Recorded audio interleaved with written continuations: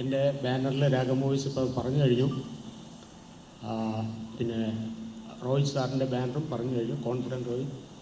അപ്പോൾ doctor Roy CJ ഞങ്ങൾ രണ്ടുപേരും കൂടാണ് ഈ സിനിമ പ്രൊഡ്യൂസ് ചെയ്തിരിക്കുന്നത്. ഈ കഴിഞ്ഞ കുറേ വർഷങ്ങളായിട്ട് മുൻപെങ്ങും ഇല്ലാത്ത വിധത്തിൽ മലയാള സിനിമയ്ക്ക് ലോക സിനിമയുടെ നെറുകയിലേക്ക് എത്താൻ വളരെയധികം അവസരങ്ങൾ വരികയും അത് മലയാള സിനിമ എന്തെന്ന് അന്യഭാഷക്കാരും നമ്മുടെ ഇന്ത്യയിലെ അന്യഭാഷയിലുള്ള എല്ലാവിധ ആൾക്കാരും വിദേശ രാജ്യങ്ങളുൾപ്പെടെ മലയാള സിനിമയുടെ ഇമ്പോർട്ടൻസ് മനസ്സിലാക്കി കഴിഞ്ഞ ഒരു 6-7 വർഷമായിട്ടാണ് ഇത്, പ്രത്യേകിച്ച് കഴിഞ്ഞ 4 വർഷം 19 മുതൽ ഈ കോവിഡ് കാലഘട്ടം കഴിഞ്ഞതിന് ശേഷമാണ് ഇങ്ങനെയൊരു അക്സെപ്റ്റൻസ് കിട്ടിയിരിക്കുന്നത്. മറ്റുള്ള ഭാഷകളെ അപേക്ഷിച്ച് നമ്മുടെ കണ്ടൻറ്റും നമ്മുടെ മേക്കിംഗ് സ്റ്റൈലും അതിൻ്റെ ഒരു സ്കെയിലും എല്ലാം നമ്മുടെ യുവതലമുറ പ്രത്യേകിച്ച് ഭയങ്കരമായിട്ട് അത് മനസ്സിലാക്കി വീക്ഷിക്കുകയും ഇത്തരം സിനിമകളെ അവരിൽ കൂടെ ഇപ്പോൾ ഇന്നീ നടക്കുന്ന ഈവൻ്റ്, ഈ ടീസർ എന്ന് പറയും, ടീസർ ലോഞ്ചിങ്, ട്രെയിലർ ലോഞ്ചിങ്, ഇങ്ങനെയുള്ള ഒരു കാര്യങ്ങളും എൻ്റെ ഓർമ്മയിൽ ഒരു 10 വർഷത്തിന് മുമ്പൊക്കെ വളരെ റെയറായിട്ടുണ്ടായിരുന്ന കാര്യങ്ങളായിരുന്നു.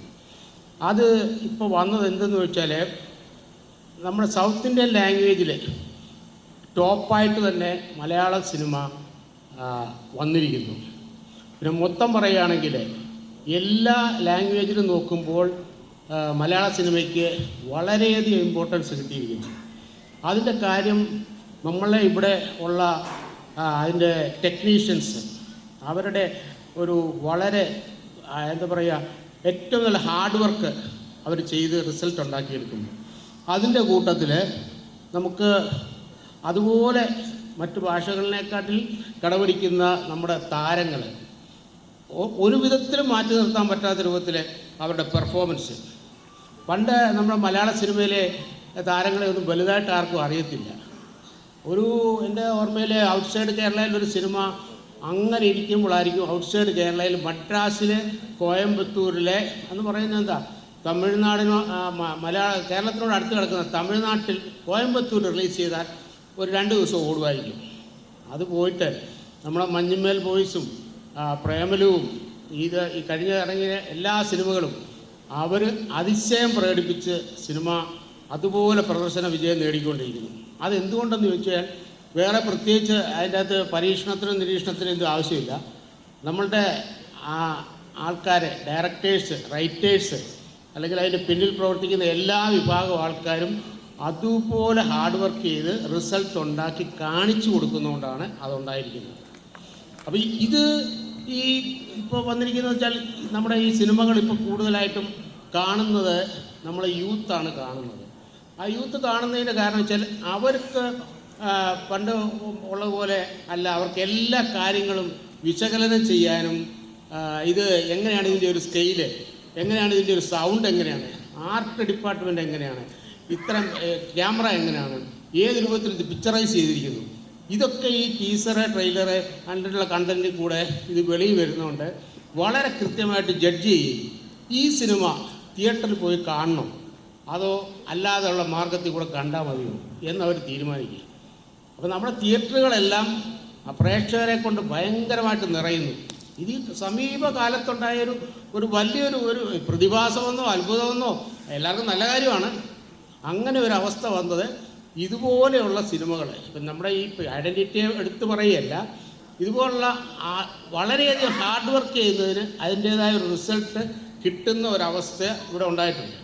അപ്പോൾ നമുക്കിവിടെ ഇപ്പോൾ പറയാമെന്ന് വെച്ചാൽ ഇപ്പോൾ നേരത്തെ ഉള്ളതിനെക്കാട്ടിലെ കോസ്റ്റ് ഓഫ് പ്രൊഡക്ഷൻ ഭയങ്കരമായിട്ട് അധികരിച്ചിട്ടുണ്ട്. പക്ഷേ അതുപോലെ തന്നെ അതിൻ്റെ റവന്യൂ സ്രോതസ്സുകളും ഇതേപോലെ തന്നെ വർദ്ധിച്ചിട്ടുണ്ട്.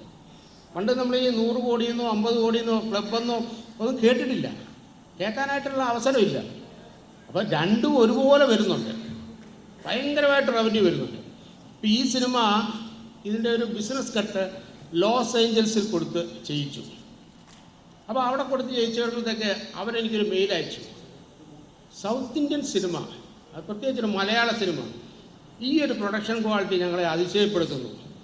ഞങ്ങളിത് ഇംഗ്ലീഷിൽ റിലീസ് ചെയ്യണം, ഞങ്ങൾക്ക് അതിൻ്റെ റൈറ്റ് തരണം. ഞാൻ ഒന്നുകൂടെ വായിച്ച് നോക്കി ഇതൊക്കെ ശരിയാണോ അതോ എനിക്ക് തെറ്റുപറ്റിയാണോ.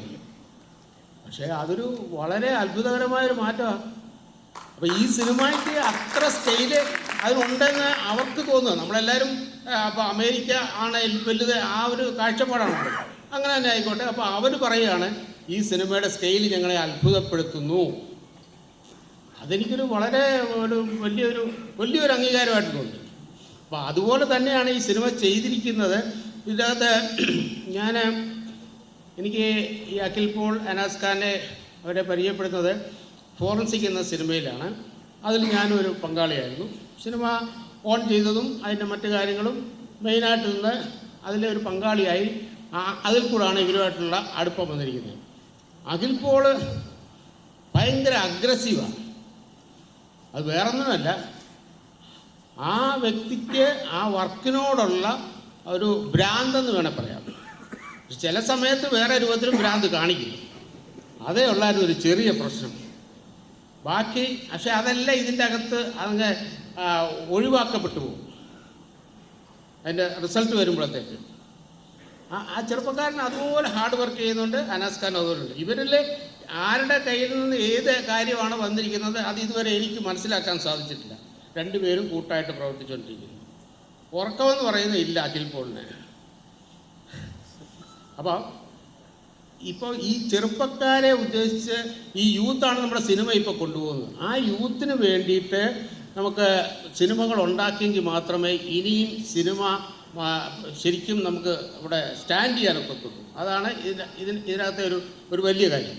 അല്ലാതെ അവരുടെ ടേസ്റ്റിനനുസരിച്ചുള്ള കഥയും അതിൻ്റെ സ്കെയിലും പ്രൊഡക്ഷൻ ക്വാളിറ്റിയും കാണിച്ചില്ല എന്നുണ്ടെങ്കിൽ ഈ പറയുന്ന കാര്യമൊന്നും ഇനി നടക്കത്തില്ല.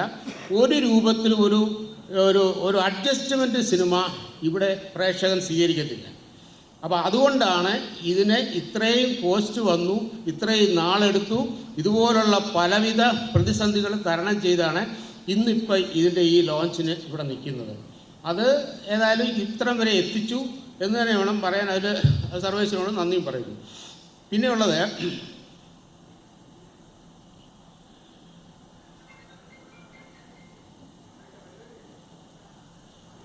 ഇതിൻ്റെ അകത്ത് ഈ സിനിമയിൽ ഏകദേശം ഒരു 2 വർഷത്തോളമായി ഇതിൻ്റെ ഒരു പ്രോജക്റ്റ് നമ്മൾ തുടങ്ങി ഇതിപ്പോൾ അവസാനിച്ചിരിക്കുന്നത്. അപ്പോൾ ഇത്രയും നാളും ഈ സിനിമയുടെ കൂട്ടത്തിൽ പല സന്ദർഭങ്ങളിലും ഈ സിനിമ ഇടയ്ക്ക് വെച്ച് നിന്നു പോവുകയോ മുന്നോട്ട് പോവുകയോ എന്താകും, നമ്മൾ ഉദ്ദേശിച്ച ക്വാളിറ്റിയിൽ ചെയ്യാൻ പറ്റുമോ, ഇതൊക്കെ ഉണ്ടായ സന്ദർഭങ്ങളുണ്ടായിട്ടുണ്ട്. പക്ഷെ അവിടെയൊക്കെ ഇവിടെ ഈ സന്ദർഭത്തിന് പറ്റിയതാണോ എങ്കിലും എനിക്ക് പറയാതിരിക്കാനൊക്കത്തില്ല. ടൊവിനോ എന്ന നടൻ എല്ലാ സന്ദർഭത്തിലും ഈ സിനിമയുടെ കൂടെ ആത്മാർത്ഥമായിട്ടുണ്ട്. അത് പറയാതിരിക്കാൻ എനിക്കൊക്കത്തില്ല. അതുകൊണ്ട് ഞാൻ ഈ വേദി ഞാൻ ഉപയോഗിക്കുന്നു. അപ്പോഴെല്ലാം എന്നോട് പല ഘട്ടങ്ങളിലും പറഞ്ഞൊരു വാചകം ഞാൻ ഓർക്കുന്നുണ്ട്. ചേട്ടനെ അങ്ങനെ ഒറ്റയ്ക്കിട്ടേച്ച് പോകത്തില്ല എന്നൊരു വാചകം പറഞ്ഞു. അതെനിക്ക് വളരെ ഒരു ആശ്വാസവും പ്രചോദനവുമായി.